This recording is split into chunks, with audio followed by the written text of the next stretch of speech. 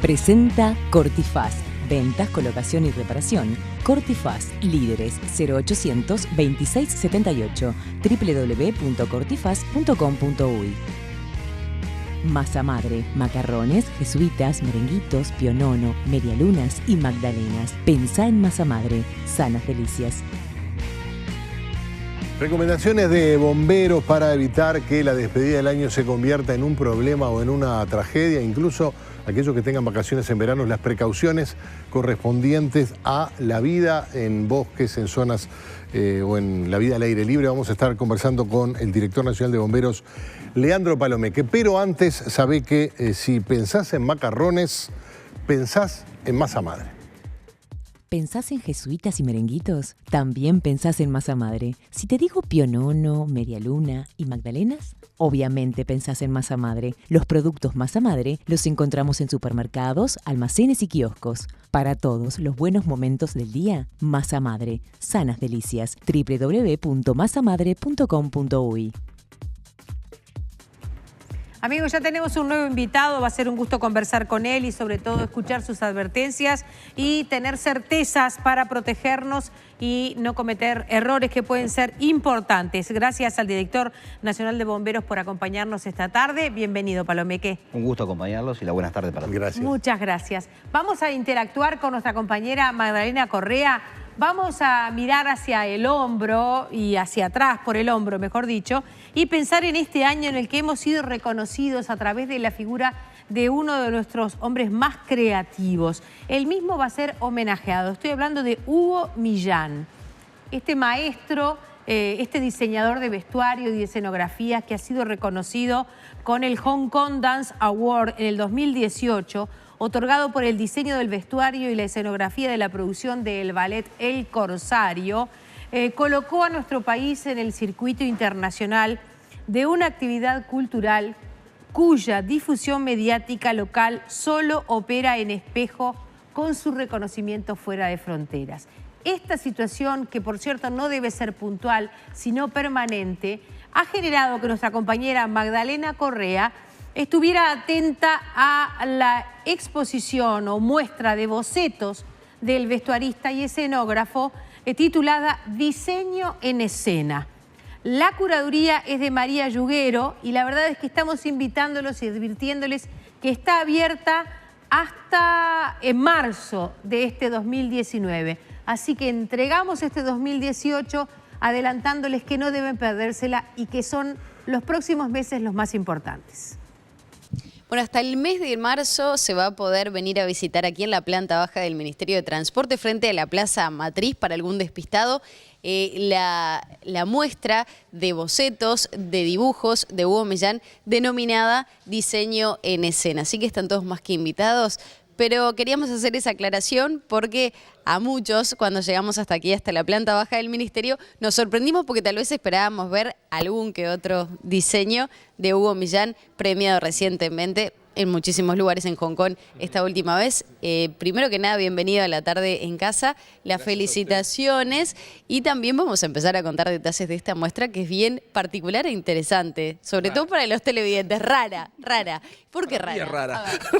Bueno, como decía recién, lo que causa gracia, que me llama la atención y me parece raro ver todo esto vertical y enmarcado, expuesto para ser observado en un guión, en un recorrido, cuando para mí esto es para estar horizontal, acumulado, apretado en carpetas, porque son partes de un proceso, una herramienta de trabajo para explicar cómo hacer una cosa, ya sea en un taller de vestuario o un taller de escenografía, de carpintería o herrería. Son cosas para que el otro entienda cómo tiene que hacerse y cómo tiene que quedar.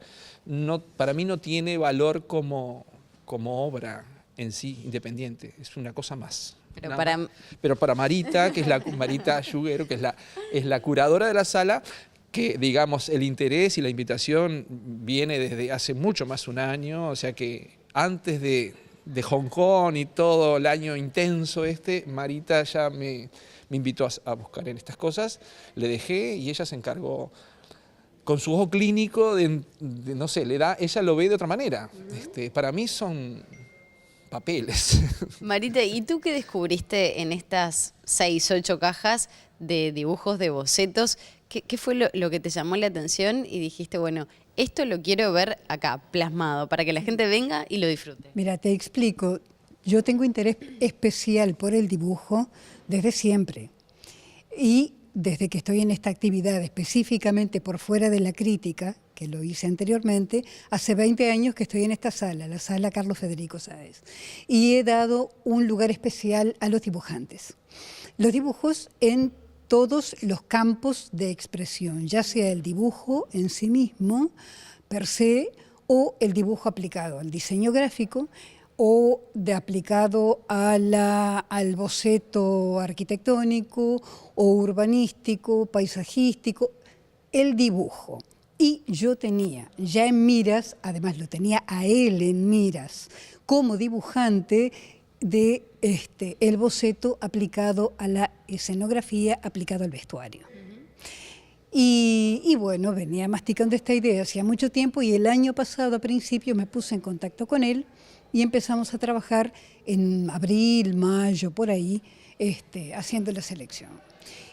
La muestra en sí tiene 2 razones de ser. En primera instancia, el dibujo, que es lo que más me interesa. O sea, Hugo Millán como dibujante, por las calidades del dibujo. Las características que tienen, ¿no? Claro, estamos hablando de estética. Sí, totalmente, que hay algunos allí que son maravillosos. Cuando hablamos de eso, el tema es ajeno, no importa. Entonces, en principio eso. Y en segunda instancia me pareció importante el hecho de mostrar no solamente los dibujos, sino el trabajo que existe detrás de una escenografía de un vestuario, cosa que ignoramos. La mayoría ignoramos todo el esfuerzo, toda la dedicación, el trabajo, el proyecto que hay detrás de lo que uno disfruta después en escena durante 1 hora, 1 hora y media. Entonces me interesó agregarlo también como propuesta dentro de la muestra. Entonces apunta en esos 2 sentidos. Hugo, cuando escuchás todas estas características a las que hace referencia Marita, es algo que seguramente lo haces sin darte cuenta en todo ese proceso, buscando esa escenografía, ese vestuario, ¿o sos consciente de todo lo que está señalando eso? A ver, te vuelvo a repetir, para mí es raro, porque, o sea, para mí dibujar es como andar en bicicleta, o sea, dibujar, no sé, yo no puedo pasar sin dibujar. Yo dibujo todos los días, no hay un día que no dibuje. Es una herramienta de trabajo y me entusiasma, me gusta. Y de repente, bueno, es una forma me ordena, o sea, lo que ella hablaba de todo el proceso de trabajo, es necesario cuando vos estás proyectando, sea cual el diseño que sea, ya sea arquitectura, sea diseño gráfico, industrial, moda, vos tenés que ir ordenando un proceso, desde la conceptualización, que de repente, bueno, hay etapas que uno ya las tiene en la cabeza, bueno, pero el diálogo con el director, con el coreógrafo, la temática, la música, la coreografía, todo eso te empieza a contaminar el disco duro, como yo digo. Y eso después lo empezás a plasmar. Mi forma de plasmarlo es en garabatos, en rayas, que se van acumulando y que en un momento todo eso se imprime de repente en una noche o en 2 días, cómo bajan esas ideas y las tenés que representar de una manera lo más clara posible para que el otro las interprete, porque la tenemos que hacer. O sea, es raro para mí dibujar por dibujar. O sea, dibujar con el objetivo de pensar en esto, capaz. Es fuera de que no sea funcional o para hacer algo, es muy raro. O sea, salvo cuando hablas por teléfono, que garabateás o lo que sea. Pero ponerme a dibujar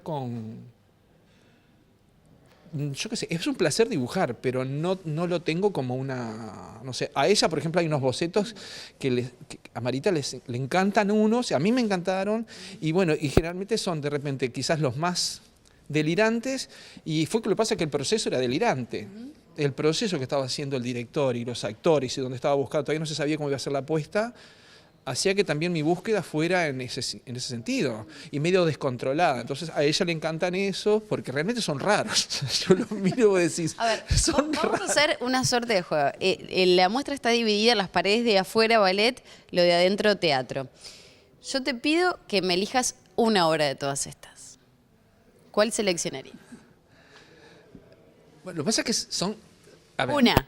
Una, Giselle, Bueno, mostrámela. Giselle, que es ballet, pero estoy dejando de lado una que es la favorita de Marita, que es el, Bueno, pero que es el este Jardín sos de los vos. Cerezos, que también es rara. O sea, esto, en este caso, por ejemplo, que el otro día lo analizaba una colega y me decía, pero lo que pasa es que ahí sí veo otra cosa.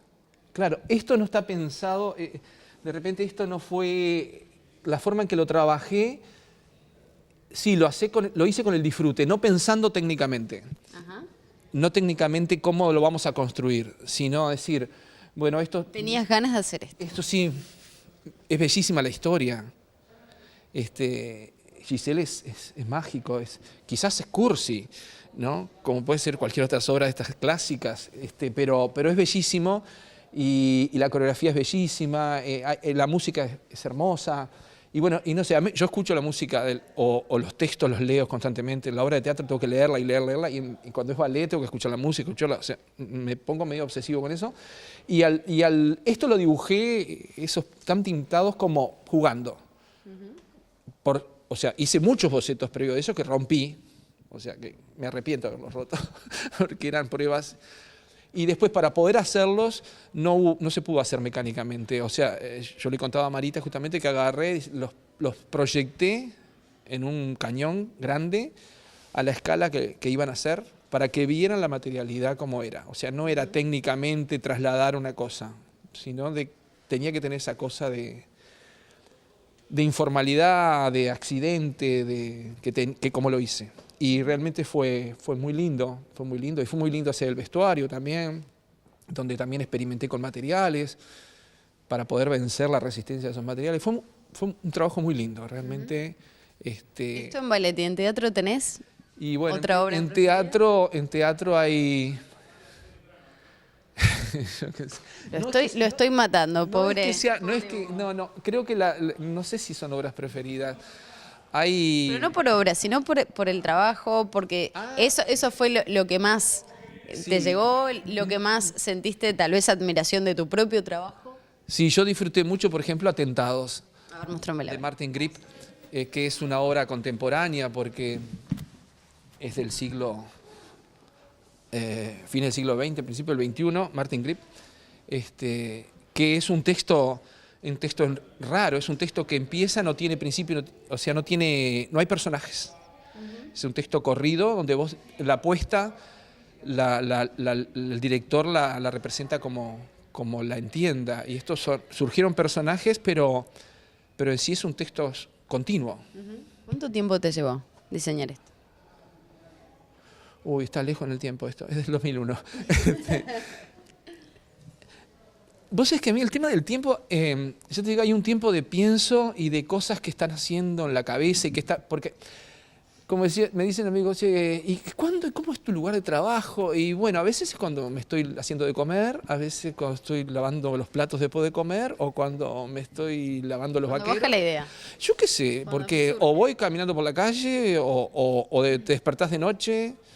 Eso de cuando estás bañándote es genial, porque para mí bañarme es... Yo conocí a una persona que tenía una pizarra en la ducha. Sí, está, pero yo he anotabas intentado, sus pero ideas como ahí. mi casa es una volqueta, no es muy normal. Pero, por ejemplo, yo eso lo hablaba, me acuerdo, con Osvaldo Reino, que fue profesor mío, que decía, un día dijo, a mí me gusta lavar los platos, dijo. Le digo, ¿vos es que a mí? Yo no sé si es que me gustan lavar los platos, pero en el momento en que empieza la espuma y como que entras en, o sea, te metes en una cosa... En un trance. En un trance. Entras en una cosa ahí que no tiene nada que ver con... Y entonces la cabeza empieza a estar focalizada en otro lado, porque esto es tan tonto, mecánico, lo que sea, que bueno, o sea, las cosas surgen así. Ahora, ¿cuánto me lleva? Yo qué sé, por ejemplo, un ballet de los que últimamente hemos trabajado en los 5 años, hay un proceso de 6 meses en total, 5 meses, y el proceso de diseño de repente lleva 2 meses y medio, 3, porque después vas ajustando, cambiando cosas, y las conversaciones y las idas venidas con la dirección artística. Pero depende del proyecto, ya te digo, porque hay mucho tiempo en la cabeza hasta que un día, o sea, a mí me encantaría poder imprimir con el dedo, ¿viste la imagen de la Capilla Sistina que está el dedo creando, ¿no? Hacer que se imprima sería genial, porque hay un momento que la cabeza está toda y baja. Y entonces calentás la mano y empezás a dibujar, a representarlo, y eso me encanta, y ahí sí podés estar horas. De repente se te calentó la mano y ordenaste el pensamiento a las 10 de la noche y son las 4 y seguís dibujando. Y como me gusta, yo qué sé, me divierte. No. Bueno, vamos a invitar a todos los televidentes interesados y yo creo que muchos estudiantes vale la pena que puedan venir, que se acerquen y que vean todo este proceso de trabajo de Hugo Millán, un referente tanto en materia de escenografía como de vestuario artístico, sobre todo en nuestro país. Así que el agradecimiento, la invitación, reiteramos, hasta el mes de marzo, de 9:30 a 17 horas aquí en la planta baja, en lo que se le llama la Sala de las Artes del Ministerio de Transporte, aquí frente a Plaza Matriz. Muchísimas gracias para ustedes y, bueno, todos invitados nuevamente. Muchas gracias. Muy amable, Hugo, y felicitaciones. Bueno, muchas gracias. Una obra, tal vez una exposición, que surge sin quererla, pero es sumamente interesante. Sí, es raro, es el puntapié para otras cosas también, porque acá la señora no deja de pensar, y otra gente también todo el mundo empieza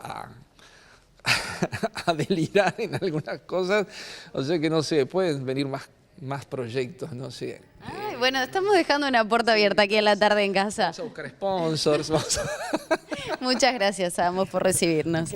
Seguimos con ustedes. Bueno, Palomeque, gracias por estar con nosotros. Estos son días hiper intensos, pero días en los que ustedes adquieren un protagonismo que creemos que es muy necesario, ¿verdad? Sí, tristemente, pero es real, así es. Y bueno, estamos comenzando lo que es la temporada. Todos sabemos las consecuencias que hay producto del manejo de fuego más intenso en determinadas zonas como son las del este. Y lógicamente que siempre decimos, 90%, 98% de los incendios asociados a lo que es el accionar humano es sobre el factor humano en el que tenemos que trabajar en la prevención para disminuir ese número de incidentes. Cuando dice 98, evidentemente, que es una cifra muy específica, se refiere a lo que la realidad de las estadísticas indican. Exacto. Que son las causas de los siniestros de fuego, de incendio. Así es. El tema es... por el accionar humano, es la accidente nada, dos de cada 100. Dos, y en algunos casos podemos hablarnos que son un factor. Porque dentro del factor humano, que hablamos ese 98%, sí, está el factor accidental. También. Por otro lado está el intencional. Sí, claro, no hablamos que todos son acciones que se ajustan a la intención, sino que en la mayoría de los casos están vinculados a factores humanos accidentales. Pero por otro lado, ese 2% se divide en otras fuentes de calor diferentes en las que ya está el accionar humano, como pueden ser los factores meteorológicos que están presentes o descargas eléctricas que se pueden producir, otros factores. Pero vuelvo a decir, el 98%, que es el número preocupante, está vinculado a ese factor, que incrementa en la temporada estival producto de los factores conocidos. Aumento de temperatura, disminución del grado de humedad en el terreno, todo eso crea un clima propicio para la generación de incendios, y si le sumamos que los campamentistas, gente que vacaciona además, tiende a utilizar el fuego como elemento de cocción, ahí es donde se genera la gran problemática. Sumado a, lógicamente, generación de fuegos para quema de residuos con fines de limpieza o profilácticos, como se le dice, que no son controlados y derivan en un incendio, lo cual está prohibido desde el 1 de diciembre hasta la segunda quincena de abril. No obstante... Claro, a veces no es mala fe, no es ganas de hacer daño, obviamente, sino el desconocimiento, por ejemplo, de las disposiciones vigentes de Panamá. Exactamente. El decreto que empieza a regir todos los años del 1 de diciembre hasta la segunda quincena de abril prohíbe claramente la realización de todo tipo de fuegos a cielo abierto, exceptuados aquellos que sean en parrilleros, churrasqueras o lugares destinados a la cocción de alimentos. Se suma a eso los elementos de protección como arrestachispas y las sugerencias de contar con elementos de extinción como baldes de agua, reservas para el fin de la extinción del fuego en el caso que se genere. Lógicamente que a veces hay personas que por desconocimiento o por inobservancia de esa norma, conociéndola, creen que la generación de un fuego con el fin que ellos pretenden, o la cocción de alimentos en un fogón improvisado, o la quema de residuos con fines de limpieza, va a ser algo que es controlado. Pero si partimos de la base de que las pavesas, o sea, los elementos incandescentes que se desprenden de la combustión, se llegan a desplazar 50, 60 metros aún encendidos, 50, 60. Puede ocurrir. Y en algunos casos, el caso de elementos de vegetación, como son piñas y demás, en su estado verde pueden llegar a proyectarse a distancia que se trasladan a más de 150 metros de distancia. Sí, entonces eso nos genera la falsa sensación o la falsa percepción de seguridad. De seguridad. Que lo puedo controlar. Y lógicamente que también está lo más importante, que es la vigilancia sobre el fogón, lo que a veces se descuida. Debe haber una vigilancia continua del fogón durante todo el momento que se realiza el mismo. 2 minutos de perder la vigilancia, 1 minuto, que es básicamente me retiro para ir al servicio higiénico, sí, ya deviene en una situación catastrófica, que cuando se constata el incendio ya es un fuego en franca propagación que se requieren otros medios de extinción que no son los que cuenta el común de la con la población. chancleta no alcanza. No, no va a ser suficiente. Claro. Ni la chancleta ni el balde con agua. Exacto. Aún tomando algunas medidas de precaución, porque uno dice, bueno, pero yo limpié, el entorno está limpio, no había elementos combustibles, aún así puede estar causando un siniestro porque vuela o... Es lo que hablamos, las distancias de desplazamiento son importantes. Claro. Pavesas se desprenden de toda combustión de esta característica incompleta como son los fogones que se realizan. Y eso ya nos da la percepción de lo fácil que se nos puede ir de las manos. El tema de distancias de limpieza es otra. Claro. La distancia va a depender un poco de la cantidad de material combustible que yo tenga combustionando. Es decir, el retiro que nosotros hablamos de 2 metros, 4 metros, 6 metros van a depender de la cantidad de material combustible que yo acopie. En grandes fogatas, como se utilizan... Claro, no estamos hablando de hacer unos chorizos, estamos hablando de quemar residuos o... primero que está prohibido. Sí, partamos de la base Claro. de eso. En segundo lugar, si se realizara fuego para cocción de alimentos, lo que hay que regular es la cantidad de combustible que uno le va aportando. No necesito una gran fogata Claro. para realizar la cocción del alimento. Sí es cierto que va a tener que ser sostenida en el tiempo de acuerdo al alimento que voy a hacer, pero ahí está el control que debo ejercer sobre eso. Y la limpieza alrededor, que una buena unidad de medida es la radiación de calor. Cuando mayor cantidad de material combustible yo acopie, mayor radiación de calor voy a tener, lo cual me puede determinar que la propagación, o sea, las distancias de limpieza que tengo que tener de material combustible, deban ser mayores. Debe ser más. Pero en general las instalaciones del tipo parrillero protegen bastante al entorno al tener paredes, techos y, bueno, Ya de por sí eso. chisperos y esas Y cosas. un número importante de pavesas ya quedan retenidas en el ducto, o sea, de esos elementos. Igual es necesario tener una rejachispa en la parte superior de modo tal que todas esas pavesas queden contenidas allí y no se desplacen. Vamos a hablar de fuegos artificiales, vamos a hablar de bombas arrancaportones, vamos a hablar de algunas cosas terribles y de algunas muy poéticas y que sin embargo nos pueden complicar la vida. ¿Puede ser? Sin ninguna duda. Quédese con nosotros, es breve la pausa, amigos. Masa madre, macarrones, jesuitas, merenguitos, pionono, medialunas y magdalenas. Pensá en masa madre, sanas delicias.